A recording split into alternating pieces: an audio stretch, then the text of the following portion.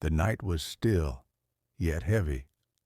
A distant rumble echoed across the barren land, where shadows stretched under a pale moon. In a small tent at the edge of the camp, one soldier sat alone, with a dim lantern flickering beside him. He had a piece of paper on his lap and a pen trembling in his hand. Outside, the world was chaos.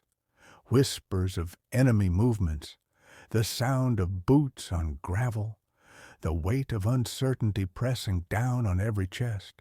But inside that tent, there was only one thought in his heart: home. He had fought through countless nights like this one, but something about tonight felt different. The silence before battle was louder than the gunfire. He could feel it.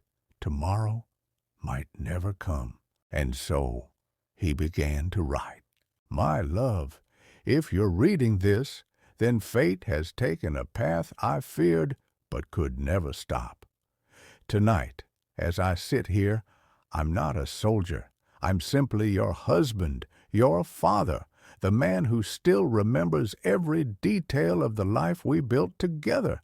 His pen scratched slowly across the paper. He paused, closing his eyes, seeing flashes of her smile, the way she brushed her hair back when she was nervous, the sound of his children's laughter echoing in the backyard. I miss the smell of coffee in our kitchen. I miss hearing the kids fight over toys, then make up seconds later. I miss the way you would look at me when words weren't needed at all. Out here, in the middle of this endless war, those memories are what keep me alive. The candle beside him flickered, shadows moving across the thin fabric of the tent. Outside, he could hear distant voices, but his world in that moment was just ink and paper.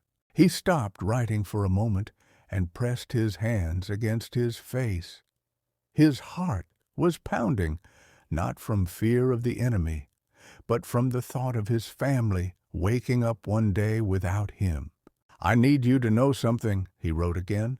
I was never afraid of the battlefield. What I feared most was leaving you alone. I worried about who would be there to hold you when nights got too heavy, or who would teach our children the lessons I wanted to give them. He took a shaky breath and forced himself to go on. If tomorrow never comes for me, please tell them I was proud of them every single day.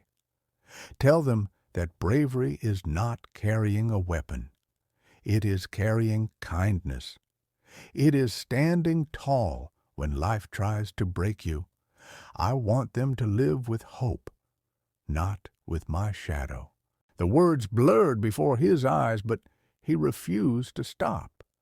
The world outside was counting on him as a soldier, but in this moment he was a father, a husband, a man saying his last goodbye. The lantern began to dim. He knew his time to write was running short. Promise me, he scribbled with urgency, that you will keep living. Laugh for me. Dance with the children. Sit by the fireplace and tell them stories about who I was, not about how I left.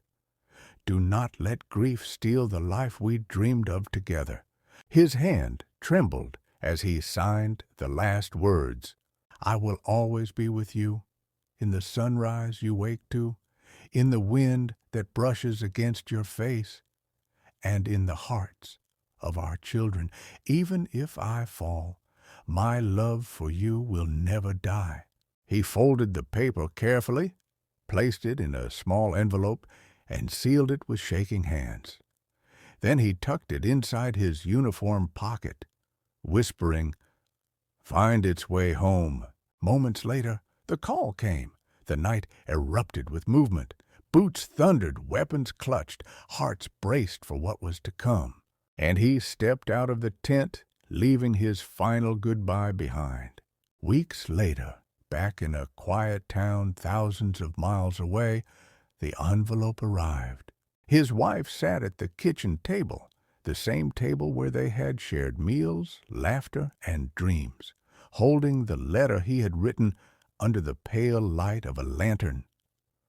Her hands trembled as she unfolded the paper, her tears falling before she even began to read. Every word carried his voice. Every sentence was a piece of him, alive again for just a moment. Her children leaned against her, too young to understand the depth of those words, but old enough to feel the love inside them. Together they read through the pain, through the memories, through the goodbye.